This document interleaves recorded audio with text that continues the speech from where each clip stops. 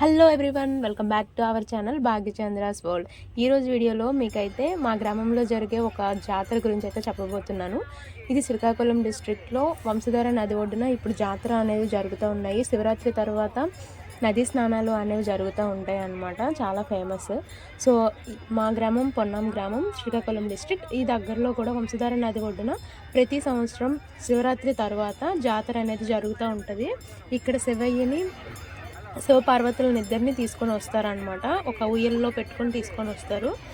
So ప్రజలు అయితే తండోపతండాలుగా వస్తారు. ప్రతి సంవత్సరం కూడా ఇక్కడ జాతర చాలా గ్రాండ్గా జరుగుతుంది. అండ్ ఫుడ్ కూడా వీళ్ళే ప్రొవైడ్ చేస్తారనమాట.